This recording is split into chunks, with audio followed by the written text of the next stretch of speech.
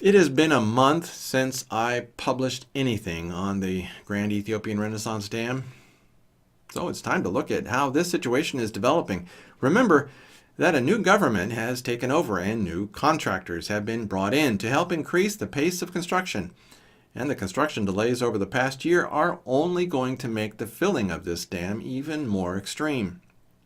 This dam must go online as soon as possible to start repaying all the debts that have accumulated. And the new government in Addis Ababa will want to demonstrate results to stay in power. This means that all those promises that they will carefully fill the Grand Ethiopian Renaissance Dam will be completely and utterly worthless. I believe that they will fill that dam as fast as possible, drying up the Nile just as chapter 19 of Isaiah said that they would. Over the past 5 years, the Ethiopian government has kept saying that they will start filling this dam next year, and never do. This time, they might mean what they say. This is going to be traumatic for Egypt, just as Isaiah said it would be. Well, the crisis group came out with a report called Bridging the Gap in the Nile Waters Dispute. This is the most comprehensive analysis of the Grand Ethiopian Renaissance Dam project that I have seen since I started talking about this dam in 2014. Yes, that's right. I've been hollering about this for 5 years. What has Egypt done in that intervening time period to prepare itself for this catastrophe? Nothing. And now that Ethiopia has brought in the Chinese, any hope for a slow filling of this dam is impossible. Worse, this article points out that the design of this dam was done in secrecy, so they weren't able to bring in experts to create a design that would limit the damage to Egypt. Well, this need for secrecy and lack of skilled input has created a dam design that maximizes the damage to Egypt. Good dam designs are deep and narrow. This one is shallow and wide. If nothing else, it means that evaporation will reduce the volume of water flowing into the Nile just by itself. And this article pretty much points the finger of blame at Egypt without specifically saying so. This article is also overly optimistic. I think that it thinks that talks can hammer out a way to keep Egypt and Egyptians from dying. But their optimism would only be warranted if there was some real leverage that could be applied to Ethiopia. But there isn't. Ethiopia funded this dam internally and has turned to China for the rest of the funding. So unless someone can get China to exert pressure on Ethiopia to slow the filling of this dam, there is nothing to stop Ethiopia from moving too quickly to keep Egypt alive. Unfortunately for Egypt, Ethiopia is under pressure to fill this dam very, very quickly to start generating as much power as possible, as quickly as possible, so that they can sell that electricity for as much money as possible to pay off their debts to China and their own people.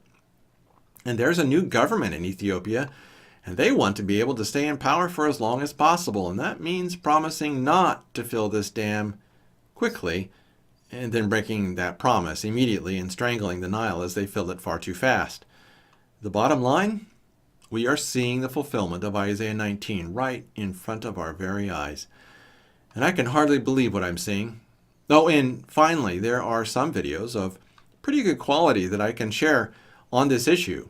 Over the past 5 years of reporting on this topic, it has been hard to get good information on what is happening. And we finally have a couple of videos that do a pretty good job of giving summaries of what is happening from each side of this issue. The first one is from an Ethiopian point of view, and it's a YouTube video called The Nile Waters Dispute, the Ethiopian Position. The second video is from the Egyptian point of view, and it's called The Nile Waters Dispute, the Egyptian Position. This video describing the Egyptian side of things might be the most important, as the speaker says the Nile is Egypt. Without the Nile, there can be no Egypt.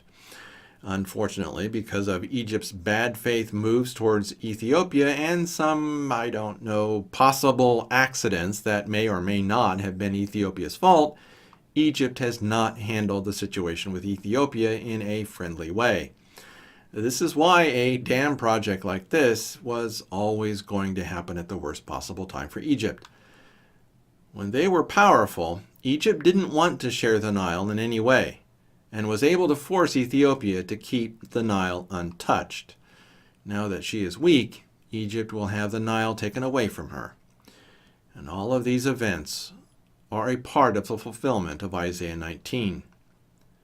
Then there's another article that lays out the current situation surrounding the Grand Ethiopian Renaissance Dam. However, his insistence that a deal must be done is incorrect. The article comes from allafrica.com website, and it's called Ethiopia, the Grand Ethiopian Renaissance Dam is the new reality, why a deal must be done.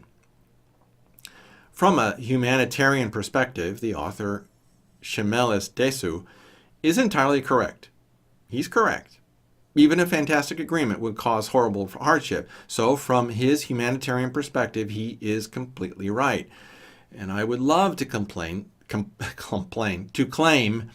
that such a deal can be done or must be done, but it cannot.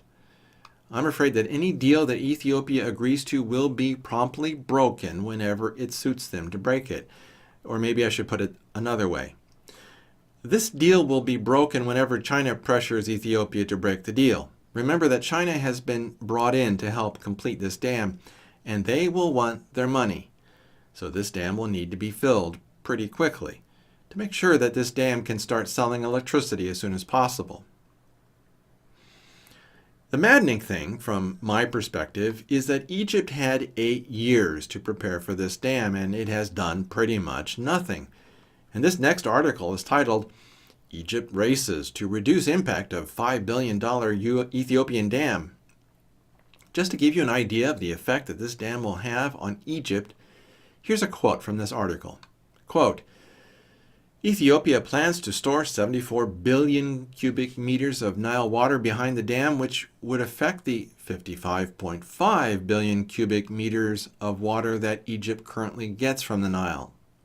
Egypt's leaders insist the dam will also benefit all 3 countries, close quote.